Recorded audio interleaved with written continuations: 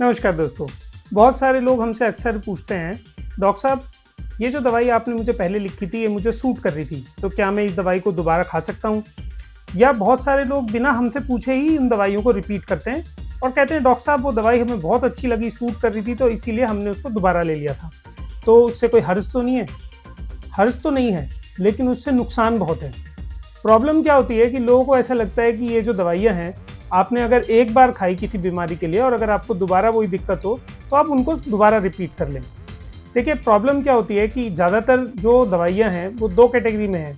एक infectious disease और एक non infectious disease. Infectious disease यानी कि जो किसी भी तरीके के इन्फेक्शंस हैं, बैक्टीरियल, फंगल, वायरल और दूसरी है नॉन इन्फेक्शियस यानी कि जहाँ पे ऑटो इम्यून डिज़ीज़ है या ऐसी बीमारियाँ जो किसी इन्फेक्शन यानी कीड़े-मकोड़े की वजह से नहीं होती।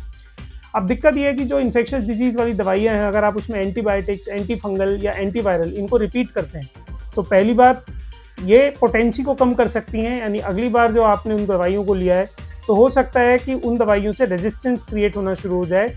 हो सकता है वो इन्फेक्शन सेम हो भी ना और आप ज़बरदस्ती उस दवाई को खा रहे हैं और उसकी ज़रूरत भी ना हो। तो पहली चीज़ तो उसकी पोटेंसी कम हो जाएगी यानी वो काम कम करेगी। दूसरा, इन दवाइयों की कुछ डोजेज होती है और एक ड्यूरेशन होती है, अगर आप उससे ज़्यादा लेंगे तो उसके साइड इफ़ेक्ट्स भी आपको आएँगे। साइड इफ़ेक्ट्स इमीडिएटली नहीं आएँगे, थोड़े दिन बाद आएँगे, लेकिन जब आएँगे तो बहुत खतरनाक और सीरियस आएँगे। कई बार उसका लीवर, किडनी पे भी बहुत दुष्प्रभाव होता है। तो हम लोग डॉक्टर्स क्या करते हैं, हम लोगों को ये ट्रेनिंग होती है और ये हम लोगों को सिखाया जाता है कि कौन-सी दवाई कितने दिन, कितने समय खानी है, लेनी है, यही हम 9-10 साल पढ़ते हैं। उसी चीज़ के लिए हम लोग आपको गाइड करते हैं।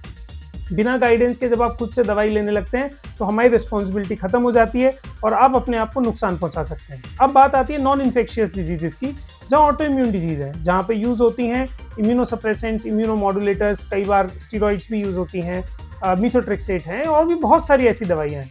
इन दवाइयों के भी बहुत सीरियस साइड इफ़ेक्ट्स होते हैं, लेकिन अगर इनको प्रॉपर डोज़ में सही तरीके से डॉक्टर की गाइडेंस मिले, तो ये नुकसान नहीं करती। आप अपने आप खरीद के ले तो सकते हैं, आप डायरेक्ट कहीं से केमिस्ट से खरीद के या कहीं से ले ली, लेकिन जब ये आपको नुकसान करेंगी तो इतना नुकसान करेंगी कि आपको उसकी भरपाई करते-करते बहुत समय लग जाएगा।